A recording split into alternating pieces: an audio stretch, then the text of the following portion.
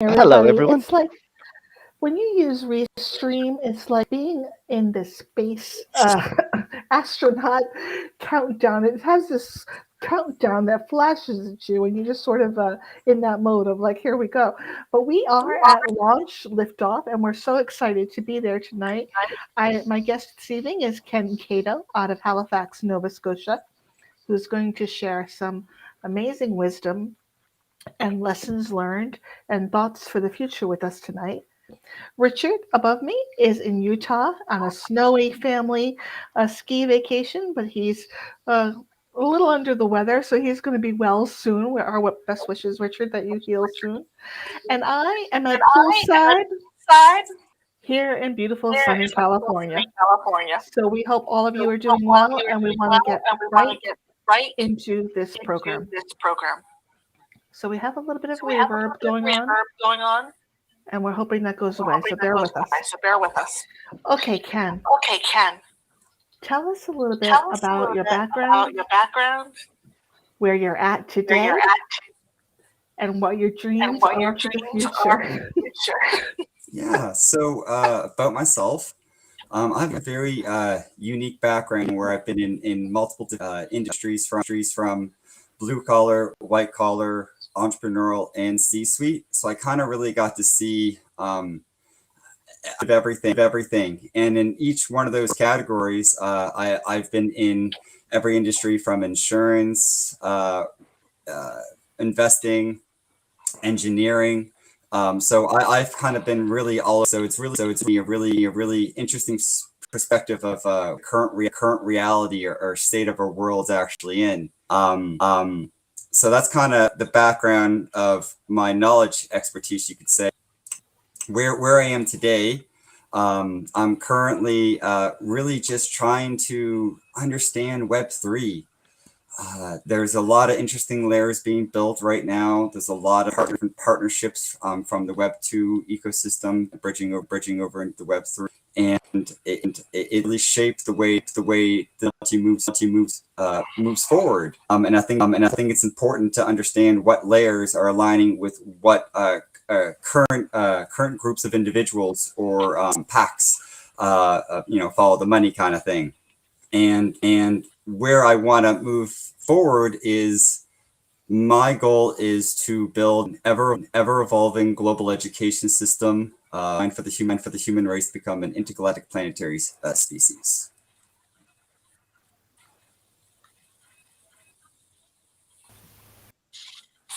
So beautiful, and that's a mouthful. And Yes, yes. huge leap from where we are to that point. What do I you think to a talk certain a lot? degree, it's really not. So what I mean by that is we have to take a look at the rate of innovation. So where our curves right now are really SpaceX. So where they currently accomplish with their various rockets that they have Starship, Falcon X, etc., and what they can actually use with that technology moving forward. Elon Musk wants 1 million people on Mars by 2050. That obviously he has goals, but we still need to prepare that capital going in a different way than we currently need to, that we use on the education system that we have now, because everything in space is trying to kill you, and the degree of human capital become an astronaut is extremely high. So this is kind of where I'm thinking from moving forward, is really reverse engineering what we would need for these companies, SpaceX, NASA, Blue Origin, all the space contenders that are currently looking at colonizing the moon, space, Mars, etc. And this is an interesting twofold system that, as a byproduct, we can solve a lot of problems on Earth itself. So I'll give you a beautiful example of that. So right now, when you look at the ability of creating the technology that allows us to get to Mars, is the gap is decreasing rapidly because of the massive efforts by very, very talented human beings all over the planet doing beautiful research and propulsion engines and trying to figure out, how to make this truly reality from like a technical side.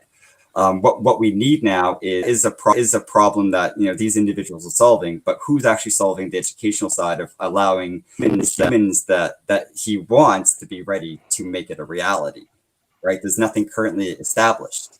So I believe the conversation needs to be had now while that is currently being created to allow more participation along the way of how we're going to do this, because essentially we're building a civilization on another planet.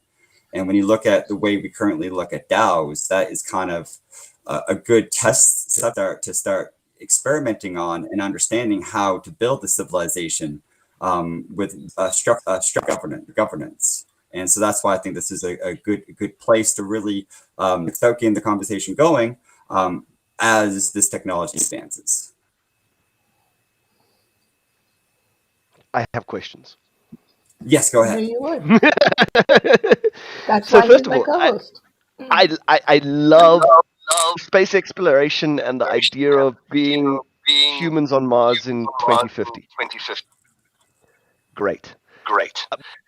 My main with that was that the experiment that they ran a couple of years ago called, what was it, Biosphere, where they tried to lock, I think it was 8 or 10 people Yes. into a greenhouse for a year.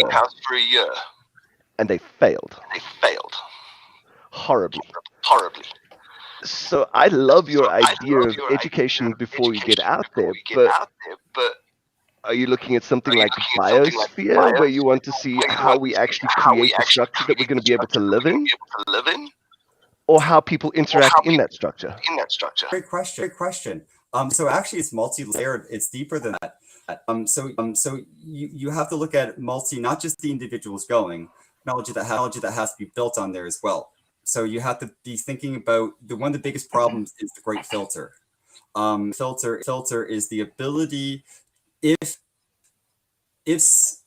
supplies coming from Earth to Mars, like anything from actual food supplies, minerals, humans, etc. Can the individuals on Mars survive based on what they currently have? So can they produce oxygen? Can they produce food continuously? And that is basically the defining definition of having the human become an intergalactic planetary species where we can actually achieve that kind of goal. So one of the biggest things you got to think about, as from the technology now versus technology 30 years from now, when you look at printing, how far has it come? The way we can produce agriculture and vertical grow farms globally now, and at the mass quantities that we can do, with as minimal water as possible, which is extremely important.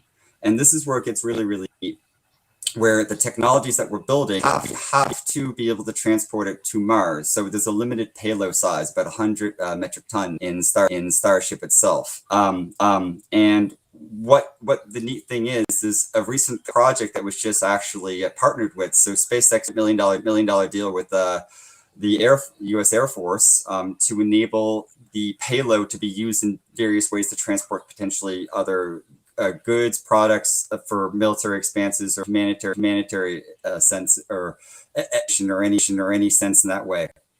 And the neat idea that you could also do is the technology that you're building for Mars that is going to be designed for build structure. You can also these are designed in a specific payload. You can strategically use that for Earth as well. So now you can build the machines specifically where in the world based on its geographical conditions, whether you need to work on infrastructure for power generation distribution, whether you need the infrastructure for actual water purification. So depending on the actual locations itself and their systematic problem, you can really hone down built in a technical location in a first world country, you could say, and airdrop it anywhere. Which so one of the most interesting things most people don't realize is most of the world's advancements have come from space exploration and war. And I'd rather have a lot more technologies come from space exploration than war, personally. So that's kind of where I'm aligned on that aspect. Did that answer your question? Let's try this though. Let's adjust it slightly. You brought up 3D, the printing techniques and so on. So all the kind of I've done about the colonization of outside of Earth has more been about how do we build things there. Mm-hmm. So the education of what is the mineral education to be able to how do we take the dirt that we find, compress it into bricks, rather than taking building material. Correct. One of the biggest interesting things you're going to do is you want to minimize the supply that you can bring over initially. Why you want to build a 3D location so you can build something initially. For time, you're going to want to transport as you have that supply chain flow going. Then you can start building or bringing more better equipment designed for that strategic location. But yes, the way I'm thinking about it is just getting the conversation started. With government extremely slow. A lot of red tape in every which way, shape, or form. And these things is humans are not the best at change or accepting change to various degrees. And the way you would have to live is not going to be as comfortable as if you were living on Earth. So you basically have to understand signing yourself up for from a mental standpoint. And as you know, in our current society, mental has a lot of stigma. So you're going down various rabbit holes that our current education systems, don't really talk about. So that's opening another can of worms in there, because mental is extremely important when you're, a vessel that you can't really go anywhere. So it's important to look at all the layers that currently are not being looked at through the current GDP system that we have economically, or education systems as well, because I feel we can be doing a lot better, truthfully. I can't agree with you more that the current education.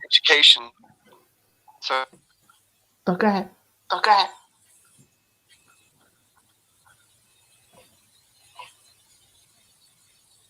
I think we might have a lag. The current education system. I do apologize. No, it sounds awful. I think I'm going to switch my camera off quick and move closer to the router, because I've got not big signal. So if you two would like to chat, I'll be back. Yes.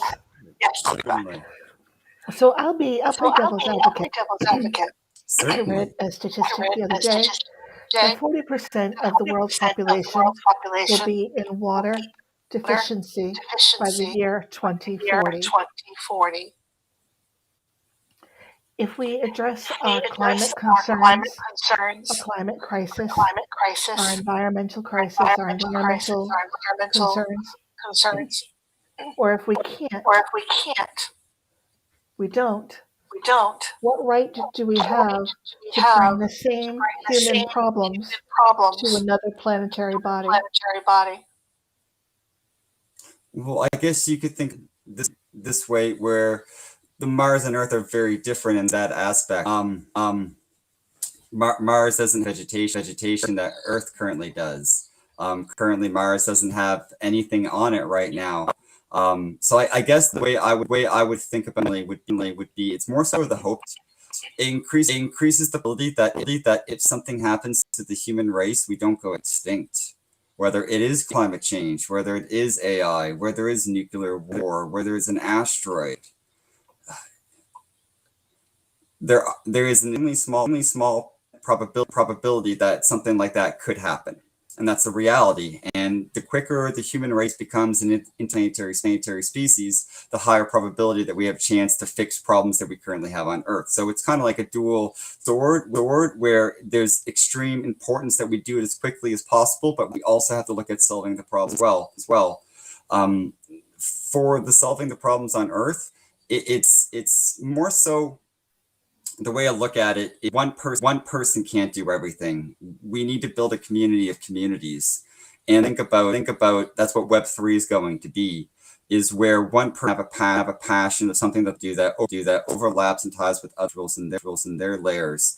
And one technology that is, as we know, it's decent and open source. So really pass this entropy along rapidly as we learn to trust in each other.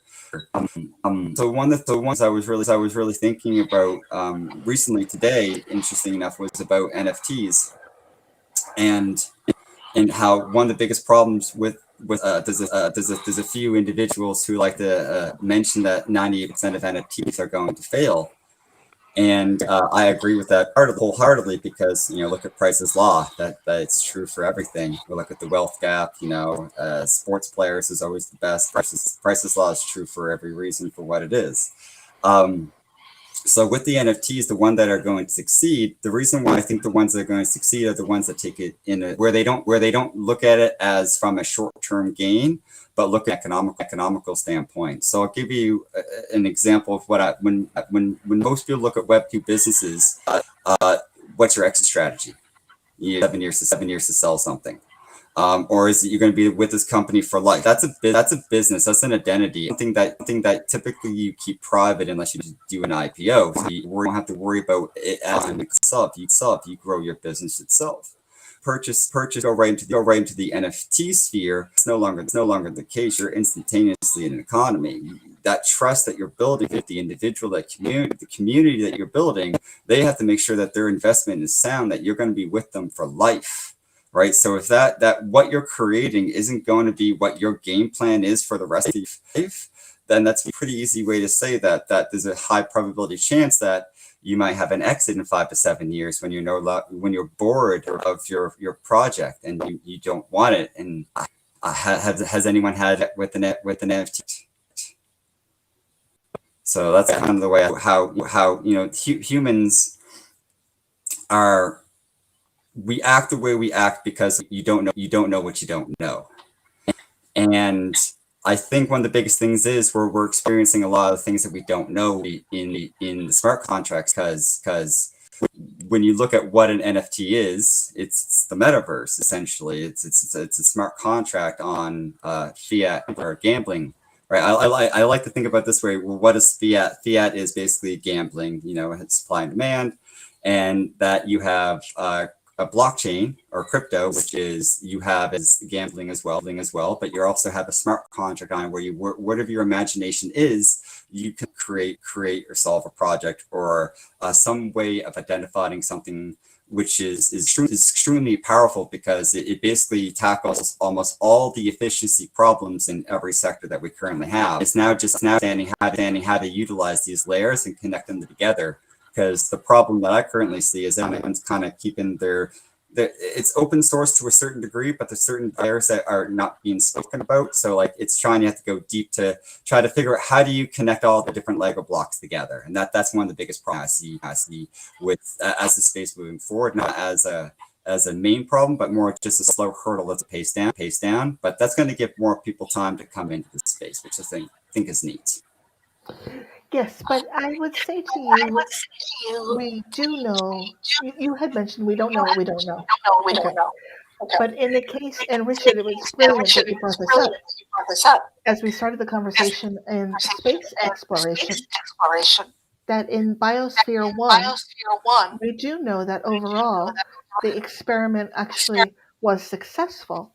But what characterized it as a major failure was actually the human interaction.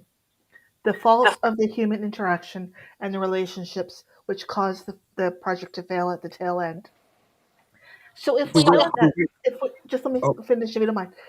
If we know that that's a constant, and we know that we're our own worst enemies, then why project education, future development, future commerce? Why project that so far ahead? Why not address the need of the day? I think the biggest thing is to know what to aim at. Begin with the end in mind and then put first things first.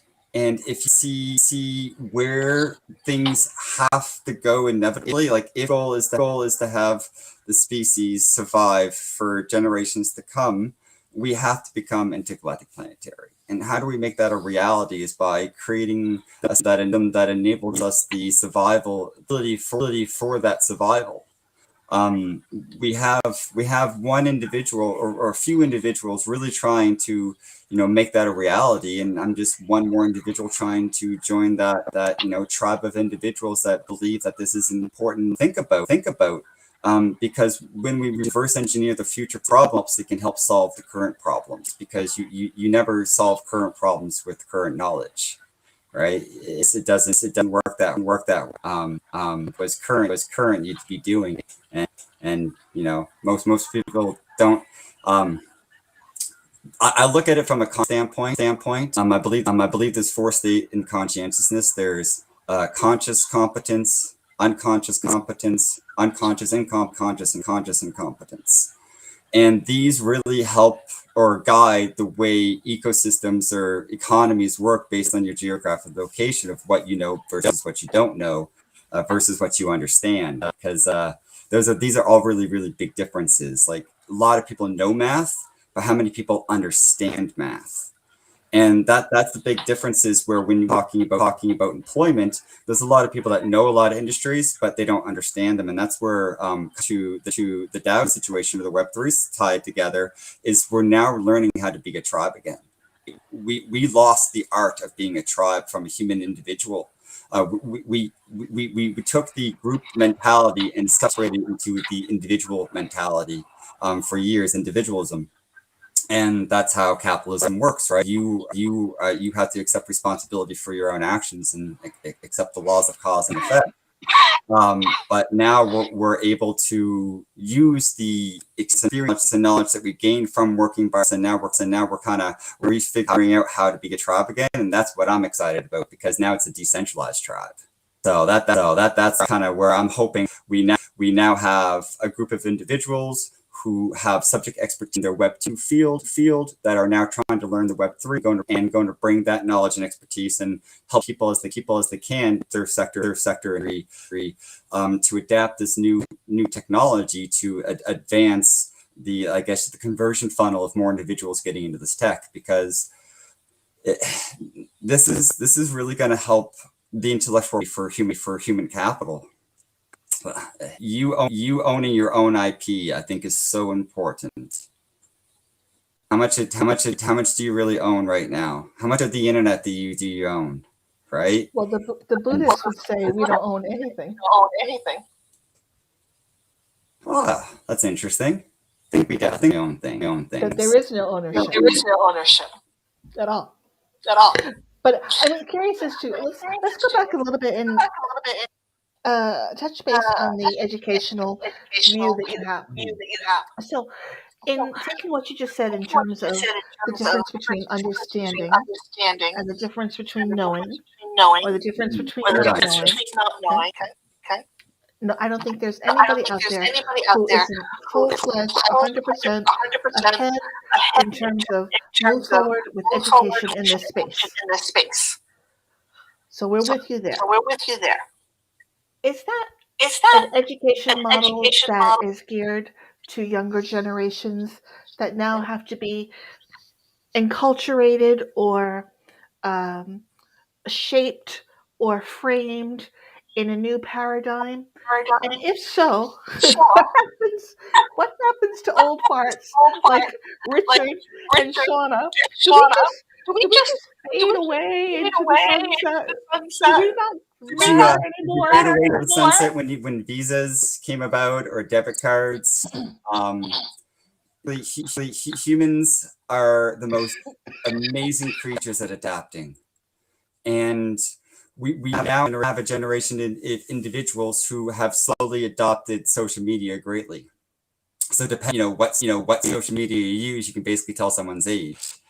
So if you say you use Facebook, typically it's an older generation. If TikTok, you're going to have the younger generation, Gen Z kind of thing. Instagram is millennial typically.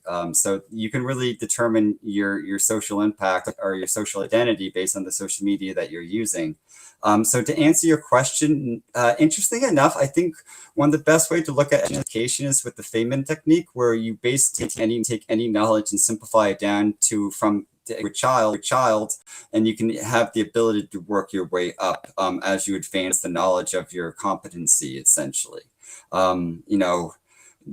I currently based on your age and what grade you're in, it should be based on your competency of what you understand to obviously a certain degree of ages where, you can have a few different age difference because that's going to enable a lot of different cool stuff that most people don't realize. I've seen this, I'm ex-military, and one of the most interesting things is watching a younger individual train a much older individual, and the ability sometimes that you can see based on seniority or based on that you would see in the military really is indifferent because you're really seeking that knowledge point. So I think that's something that we don't do now, which would have a huge impact and change on your understanding, because now you're going to have older individuals might take a leadership role, and now you're creating a habit that you're now incentivizing another skill set to educate or work with another generation, different age group, so, or a different age bracket kind of thing. So you're building friendships along the way as well. So, but I digress. Back to the education side. It needs to be able to layer and build upon each. Unfortunately, the way I think about education is you get it is from a diagram standpoint. As the complexity gets deeper down the rabbit hole, and you need to be able to go from understanding at each level. So think about builds, and you have the first floor and you want to build it 80% good, right? Or however well you build it. And then on the second floor, you build 40%. And as you work your way up, how's your home? And that's currently what we do in the education system, where one cannot excel it in the English language like myself. Me and the English language are not best friends. But me and math, we can go all day. So every student has their own strengths and weaknesses. And unfortunately, the way it's currently designed, it's designed to actually drag people down based on their strengths versus their accelerate them. Kind of way to answer your question. It is going to be layered based on your understanding, irrelevant of your age or where you're at in kind of life. One of the best way to describe it is I've designed it in a way that is think of problems or papers that you write. They're typically known values. And you typically have between in a math problem to filter out what those are based on your deduction of what the clues are giving you, and then you have to solve the unknowns with the formulas that you currently have at your tooltip. And you typically focus those formulas in physics or chemistry, and you can break these first principles down into almost because they're based down on first principles, and that's kind of how you layer it. So you're basically layering the knowledge. So once you understand the principle, you can easily apply it to absolutely any methodology or any system look at. And I think that's a very powerful thing, because you could say a correlation you can look at is when you go for a job, the company, there's a difference between what they need to know and what they want to know. Anything they want to know, they're going to train you on.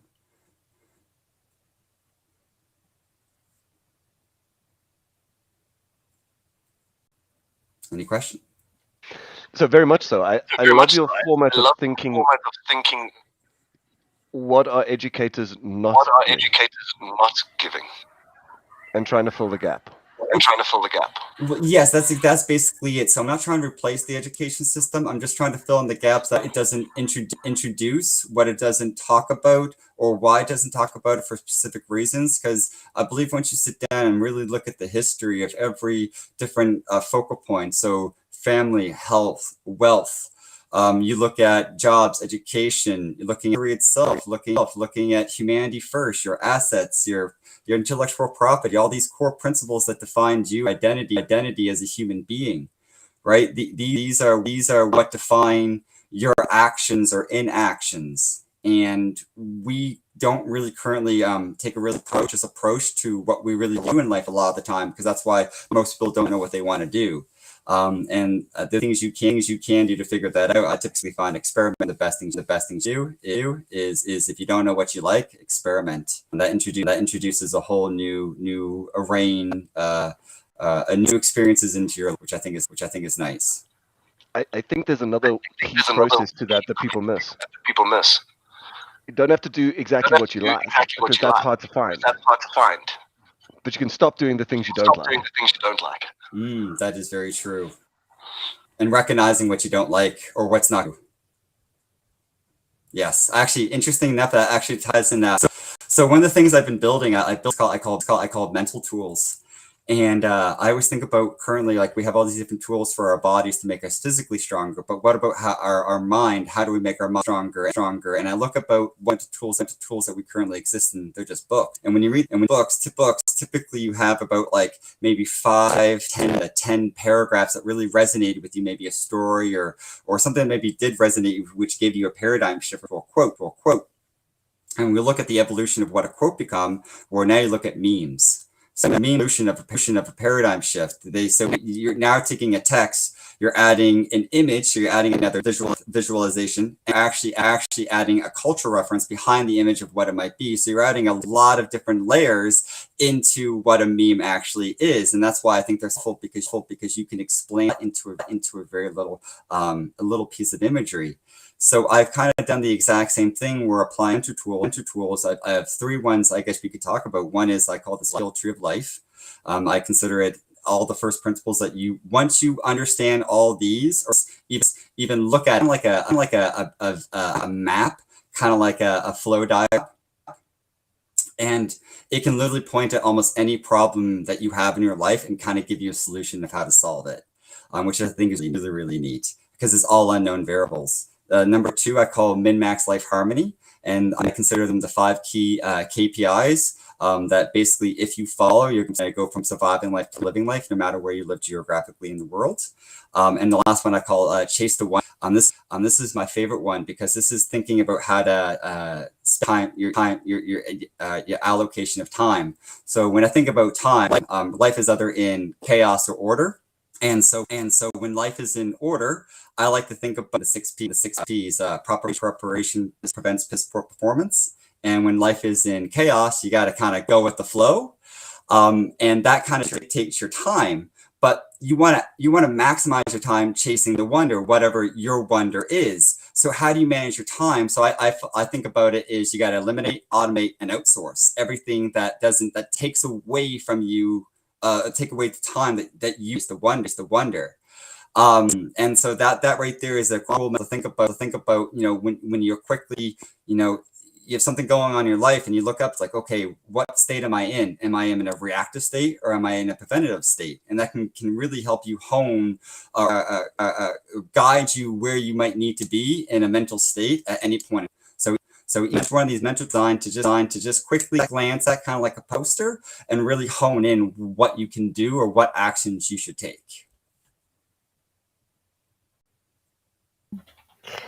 That's interesting as an artist, from an artist's point of view, because we believe that sometimes the most magical art happens in by accident, or happens in a state of chaos, and that the chaos actually allows the channeling of discovery and delivery. And so while I support, and I'm a type A personality, so I would adhere to this sort of time management concept of reaching one's goals, I've also been able to see firsthand that sometimes that chaos and confusion can actually lead to unbelievable discovery, scientific discovery, and just intellectual discovery, and creative discovery.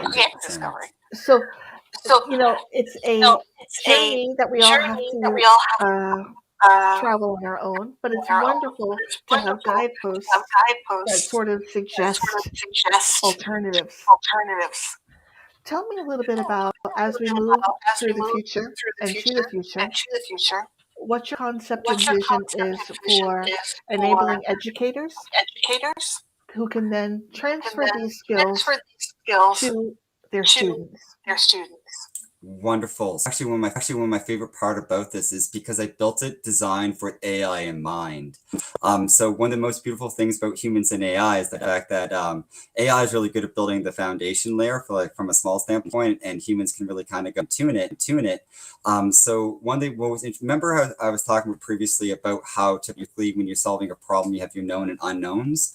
Where I'm interested in, I really want to focus using AI moving forward is use educational standpoint based on which you're interested in as a human.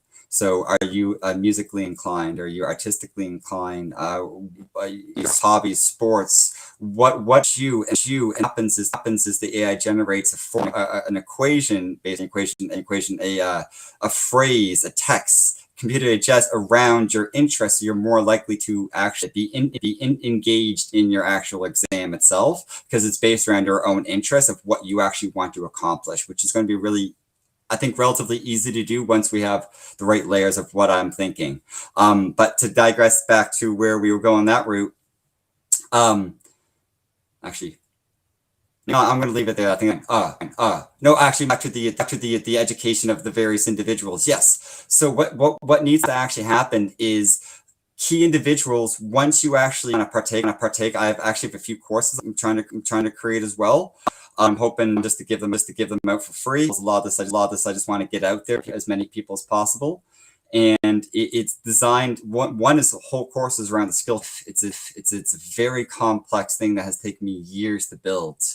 I've been researching principles, how to go from surviving life to living life anywhere geographically in the world, irrelevant of your intelligence, your emotional intelligence, your wealth, your status, and it's not going to make you a millionaire, but it's really going to help you perceive reality in a different way that that will make life extremely enjoyable under almost any circumstances, if that makes sense.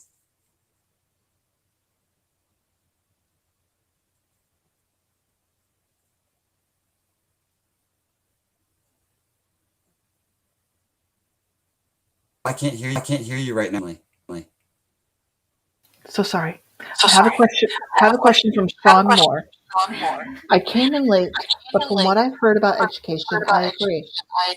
I hope to establish a curriculum in the future that normalizes teaches about personal finance and other real life skills that would be useful for high school students that are deciding what they want to do with their lives. How much is economic literacy tied to a successful model for educational literacy overall? I think it's fundamentally extremely important that we have the basic understanding of what fiat currency actually is and how it works globally.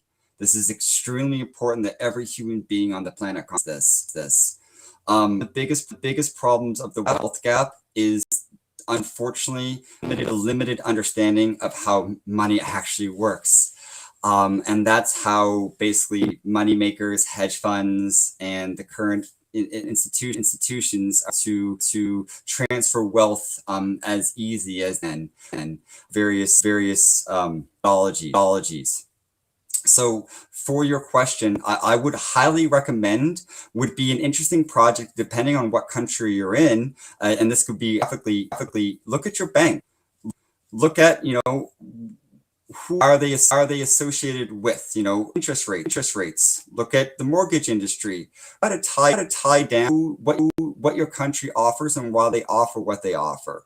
And this can help them understand as they move forward in life, where do they want to hold on to their currency. I'll give you a simple example of that right now. I'm in Canada, and we just had an announcement, literally, I believe it was today, from the finance ministry, that banks are legally now allowed to seize your account whenever they want out a subpoena. And that is frightening me, truthfully. Because if the funds can be tied to supporting political causes, and that's loose. That could be. They can tie it to anything, unfortunately. So that's why when we look at the full examples, the reason why I'm mentioning the current system is because you have to understand where from. Then what's going to happen is you're going to have to introduce where Web3 is going with chain. And then you want to going to start talking, and I would probably Bitcoin, and work your way into Ethereum, and then maybe explain Sol and Cardano, and explain how the ecosystems are working. And the reason why you wanted to have that transition is because it's like kind of explaining how the internet started without kind of going back on like Web 1 to Web 3. You want to work your students and understand why it's so fundamentally important that we take this as seriously as possible with our participation, because this is the only current point in time in human history where we'll get a chance where we'll get to write the law that along as this goes along, because in the past we never got an option. Yes, and I want Richard to chime in here, but that's also difficult to do in the face of astronomical losses for those that have invested in crypto and have subsequently seen a downturn to the market. Richard, do you have something to add? Well, for me, the problem with the transition that we're looking at of going from a fiat currency to a digital currency is the latency or the legacy issue of what do we do with the people who have dollars, or what do we do with the people who have particularly dollars, because it's the world's reserve currency at the moment. But as we go forward, if the currency does kick off and Bitcoin becomes the world's reserve currency and we start eradicating fiat, the latency is the amount of people that we're going to kill by doing that. I mean, how many 80-year-olds do you know that are going to hold any cryptocurrency? What's going to happen to the social security system? What's going to happen to the pension system? What's going to happen to those systems that are dollar dependent if all of a sudden the flip to cryptocurrency happens and the dollar loses its reserve currency?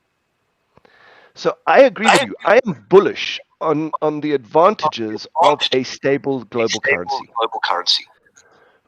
But I am very scared of the transition. I agree with you wholeheartedly of every statement you just made there. Beyond that, I'll give you a simple example. Let's say we stay in fiat currency that we're currently at right now. We have in 7.5. We were expecting it 7.2. We have currently in Canada, right? And most countries around the world ever increasing in insurance. So, like you mentioned earlier, with the senior citizens that are on pension funds or fixed income, with inflation alone, from groceries to the housing, like when you do the basic math in Canada, about 30% of Canadians over the next 2 decades are going to be pushed out of insurance, and there's no cause to anything else, just because of inflation. So there really is no truthful good where things are going, and the transition, interesting enough, it's beyond our control. It's going to happen whether we want it to happen or not. It's now controlling like a throttle, like you said. How fast do we do this conversion, completely crippling economies? Because look, it's currently happening with all around the world have their dollar tied to the American dollar. So Let's pause for a moment here and say that Bitcoin is not the first one that I think is going to take over a reserve currency. The digital one. The Chinese digital currency, when you consider the amount of countries that they're connected to, they can automatically trade with their own base. That's the one I'm more scared of than Bitcoin. What is, if you don't mind asking, what is the fear that you're looking at, the long term, like I guess the long term negativity from the social structure? I have that answer. Or that question. That's a better way to put it. Does it not bother you at all that we don't know who Satoshi Nakamoto is? No, it does not bother me. I think certain. So if one believes, if I could just interject for a second, if one believes that knowledge is power, and that the blockchain is supposed to be on an authenticated, transparent system, then the foundational owners and the powers that be that are causing the coin to rise or fall should also be public knowledge. And the fact that following the money is sometimes extremely difficult to do, is extremely problematic, in my view. Do you agree? Following the money is definitely a massive problem that we currently have. Not even just following the money, following the supply chains as well. There's a lot of issues that need to be addressed truthfully around the world in many different sectors, from the health industry, the insurance industry. There's interesting enough, you can talk to literally any human being, and they know something about it that is corrupt or broken or that needs fixing. That's why, like I said earlier, the community of communities, where we're organizing together, where we're going to have an opportunity to work with these Web2 individuals who are slowly gaining trust in this technology. The opportunity, for me, we can always look at the cynicism of where this tech go, no different than with AI. There can be beyond AI. I should from more of an optimistic standpoint, because someone has to. I think I don't know. I guess to give you an example, I was doing this research in the fourth industrial revolution. I've been studying this for years now, and it's depressing when you learn about human history and what humans have done to other humans and why they've done it. It's dark sometimes. And not even just going back 20 years ago, 50 years ago, and during each technical revolution, what happened from a social based on the geographic location also altered and changed, and how humans interacted. And there's been a lot of interesting developments that happened that caused a lot of pain and suffering to a lot of humans. And I believe moving forward, we're at a point where the technological advancements that we have can now not mimic the same results beforehand, because we don't have to. So when you look at the previous industrial revolution, it's more of the robotics, the automation side of that standpoint. And now we're moving with the advancements of robotics and AI in combination, where we're going to be looking at job displacement, where now individuals who are doing monotonous, repetitive, bullshit jobs that provide zero value to society, and they know their job but they have to have it, quote for some reason. When this tech moves forward, new opportunities are going to be created where corporations will be able to software that eradicates like 5% of the workforce, and it's going to be a domino effect where one company is going to do it, and the workforce is slowly be taken away because it's more effective and costly just to use the AI itself. And now these individuals need another source of cash flow, and that's where I love the idea of NFTs moving forward, or Web3 methodology or sources of taking their current knowledge in Web2 and bringing it over where they can find employment moving forward. So it's like, when you look at every industrial revolution, jobs were always replaced, but new ones were always created. So there will be new jobs in the metaverse, where you're a real estate advisor showing properties in Decentraland. So there's going to be communities in all the different sectors. So I'm trying to look at it from an optimistic standpoint, because I guess my hope is, when you look at it from a layer standpoint, we have the current Web2 layer where you have almost all the assets go to the top. With this, and there's a lot of middlemen in between. With this new technology, we can basically allocate the middleman funds and allocate it to the intermediary. So the corporations can still get their normally high market profits, so they can still maintain their profit ratios, but all the middlemen, that wealth now directly to the individual. So now it's a win-win-win, you could say. So that's kind of where the start I see it's going to go, and then hopefully over time with DAOs and more organizations, as this technology gets easier to user adoption from a UI standpoint, more and more people will hop in, and that's what I'm really looking forward to. Well, isn't that the problem, though? Because in addition to not being able to follow the money, we also have this ongoing cultural situation where we have mass amounts of dollars, fiat, being spent for NFTs that defy logic in terms of anyone who has a societal point of view or a humanistic point of view. How does one justify putting down $500,000 for a NFT address on the blockchain, in lieu of that 80-year-old in Canada who is seeing insurance rise, maybe lost their home, doesn't have a way to afford living. The distribution of wealth within the cryptocurrency segment is obnoxiously gross.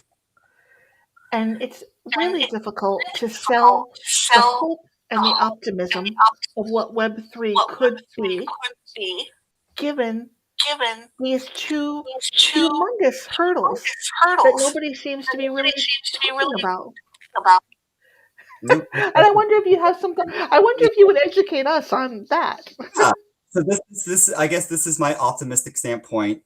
So I'll use Tesla as an example because I think they're a company that is the status quo and really forcing industries to revolutionize and change, not because they want to, but because they have to. And I think that's a great model to go by, where you can literally force industries to change based on the consumer power that you create based on your brand or the product that you create. But to answer your question, I guess the best way, this is the way I want to think about it. So when Tesla first started, they had a vehicle that was extremely expensive that only unfortunately certain class of individuals could afford. And they did this because, as you know, whenever you build a new technology, you have to actually, unfortunately, have a certain cash flow coming in to build the research and research and build it and actually grow it successfully over time. That's kind of where I look at NFT the same way, where currently right now the use cases and the utility all around these images versus the long term could be. I agree with you that the prices are getting manipulated in some ways, potentially in certain aspects, and it's not good long term. But I feel still that this is allowing user adoption into a technology that eventually can correct. There's always bad players, no matter what industry you're in, and and the market always corrects based on its value. Like the market is always got it thinks it's worth, right? Why do people think Air Jordans are worth what they're worth, or Mercedes Benz? Humans assign a value to objects because we associate with a brand or an emotion. It's part of our identity. Because once something has become a part of your identity, only through great pain and suffering can you technically remove it from your identity. And that's something that most people kind of don't want to do. It's uncomfortable to shatter your own reality, and that's why I think brand adoption from current Web 2 into Web 3 is extremely important to watch and follow, like you said, because it can be dangerous. Value are they actually providing? And that's where I'm looking at this as well. That's why a lot of what my research is doing is really focusing later on at the learn to earn standpoint, where the NFTs that you're achieving is actually kind of like your resume.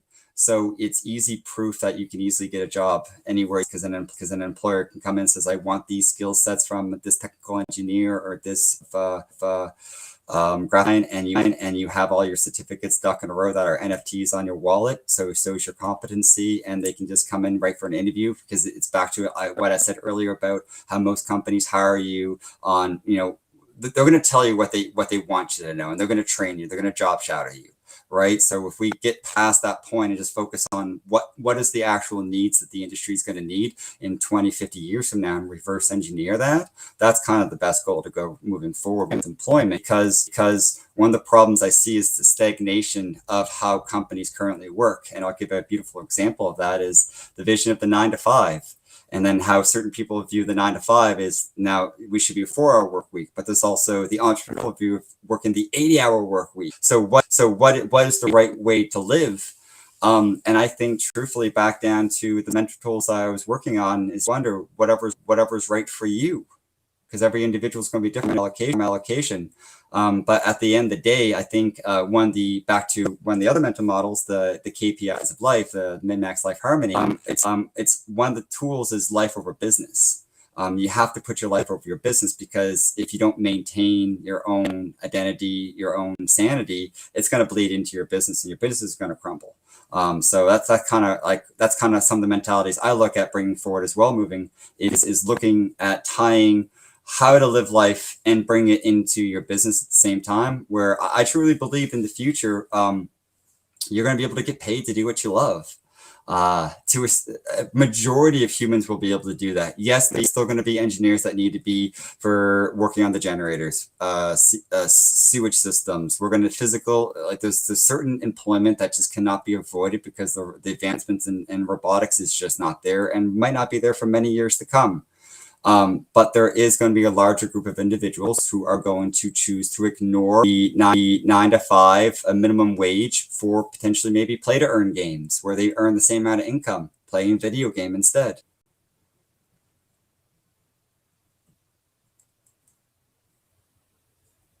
To jump in here, play to earn and Yes. what it's doing in areas like Indonesia and that kind of area, which are so dramatically underprivileged, and things like Axie Infinity and what they're doing over there to Correct. be able to That's like an farm Uber over out games to job. people. It's fantastic what they're able to do, and to get people like that active. I mean, I was looking recently at this kind of thing for taking to South Africa, where people are sitting in the same kind of problem, where they've got a relatively weak currency and a very unemployed youth. Mm-hmm. I mean, that seems like So a what? perfect. Pardon? So I Well, was thinking that's what about what play to play looks like for youth in Africa, and just the first part of that is how do we electrify Africa? You That's see, because another. there's an add-on. There's an Well, add-on in the privilege of NFTs. There's an add-on of the privilege of the internet. You have to have electricity, and the internet, and like you said, what 3.14 billion people don't have access to the internet right now, or high speed internet. That's a lot. That's 40% of the world's population, approximately, or the so internet. yeah. I So mean, before, yeah, but I mean before that we can call this equal an equal opportunity. It's not. It's not. It's an equal opportunity that half the planet cannot partake in. So let's fix that problem and then start talking about so equality. see, one of the most interesting things I think we can do is we have a privilege to be able to build something and prepare something for those individuals who don't have a say. Right, so this is the first time we've ever really got a say in how to build this technology, truthfully, because we never owned the intellectual property. So we're finally getting a say for the first time. So we're going through trial and error. So this is whole for the human species, truthfully, from a global standpoint. So fixing equality, it also takes from the community of communities. And I think this is a great starting point where we can actually start educating individuals in these communities they can do to solve these problems. So we can take people who might have a power engineering background in one of these DAOs and start talking, communicating about that. So we can literally start strategically taking a look at problems where you are geographically that you might be looking at, and say, okay, we have a water problem, we have a power problem, we have an internet problem. And then now we start going back to these DAOs saying, hey, this is looking at anyone volunteering their time or working, or even having funds from creating the DAO system itself, and having funds coming in that we work really that way, where it can go towards these projects. I think it's more so it's creating it's the reason why we need to focus on this technology is because it creates more opportunity to allow help. It's the opportunity aspect for more people to join and work in. So instead of having 10 working, by building the technology in layers, we now have 5,000 people trying to do this, where we're enabling the opportunity for more shepherds, more leaders to come. And that's where I think we're currently at right now. We need more individuals who are willing to take up the mantle and come out of the shadows and come out of the woodworks with their subject expertise and really start tackling a lot of these problems that you're mentioning. I have a scenario for you. Certainly. Okay, so yeah, as I said, I'm from South Africa, so there's a fair bit of lack of education happening in South Africa, and there's problems with electricity, there's rolling black, all these kind of problems. If I were to take you to South Africa now, and take you into an underprivileged that has no electricity, and they have to walk 2 miles to get running water. What do you do? Mm-hmm. Well, that changes. Well, there's a magnitude of variable. How many is in the population? Right. What's the surrounding? Let's say 1,000 What's people. so okay, and what's the age demographic? Because when you It's think a full group of. But again, where sorry? does age demographic is the same as any community. There's going to be a breakdown across the board. There's going to be a lack of men because it's rural. So there's going to be a lack of working age men. So it's going to be elder men, young men, and women. See? Okay. Walk Now, 2 miles to get water. okay. How do we educate So them? what about supplies? So it's monkey see, monkey do. Hit our children. It's the same way. So the easiest way is to learn by example and by experience physically doing. So one of the things you want to think about is the way you look at it is no different than how military projects work. You get a man on the inside down there of a subject expertise. And what the great way of doing is now with the internet, you can now take an individual and really pinpoint and have all the skill sets. So as long as you build the processes and procedures, all beforehand, any human being can really But we're go not in with training to concentrating on kind of that. do this. So I'll give an example. Oh, I'll give you an example. It's process and procedures that would literally solve we're not everything. concentrating on. I agree. So when you think about it, let's look at one problem at a time. How much power can we actually create, and what type of power use? So can we use solar? Can we use tidal? Can we use gravity, thermal? So let's take a look at the geographic location. What potentially could we use for a power source? Are we able to actually look at and connect to an existing grid and take a look at that? So each circumstances could be a simpler fix when you look at the bigger problem. But unfortunately, you're asking to solve a problem with too many unknown variables, and that's kind of like we're kind of like playing the what if game. So I would love to really solve this answer, but interesting enough, think about this from like, I've been an engineer. So I used to, my problem when as an engineer on a boat, something would break and I had to figure out why it broke. And it would be different every single time. And it could be the same piece of machinery, but it's always going to be different. And it's going to be case by case no matter what. And every circumstance is going to be an unknown variable. And that's why I'll give you a simple example through the military is we had processes that always any individual could take this piece of paper and technically flash this engine up or start this pump or use this piece of machinery. And it enables anyone to take that opportunity. And I think that's kind of what we have to do as well, the infrastructure, which we currently don't educate about. So right now, we have to begin with the end in mind, which I believe you've nailed the head on the hammer, where we have to get equal opportunity to everyone, but we also have to put first things first. And so we need the processes to make this a reality. We have to be, I believe in pragmatism. So we have to actually be real about what we're trying to achieve. So we can easily start looking at each geographic location and what are the 5 key KPIs that are currently affecting each of them, and see potentially what technology layers that currently exist and how to actually keep them going faster. So I'll give you a simple example of that. Maybe we go to Switzerland and look at some of the vertical growth farms that they have growing there phenomenally. So where you can actually start building, if you could build solar panels on a farm that grows enough produce for the community itself, right? So you're strategically planning the technology travel standpoint, right? You're bringing back the each individual learns a skill set to a certain degree to help the actual community grow and thrive. So we do have, like you said, do a lot of re-education of how to actually do that, because we have been for generations focusing on individualism and our own individual families.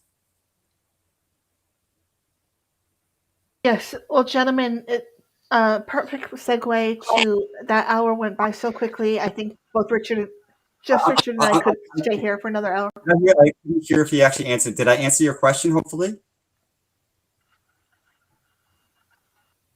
Yes.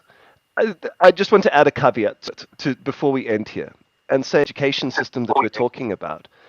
But maybe there's a part of the education system that we need to start educating the people with money to say, guys, maybe it's not a good idea to be thinking, how do we get people on Mars?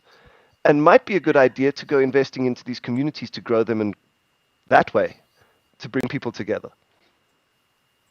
So I'll give you I did this years ago. I don't know what the current act is now, but years ago I did an example where I took the of like the top of things like 500 people on the planet and they took their half and equalized it among how many people lived on the planet, and like each person got like $1.8 million, right? Mm-hmm.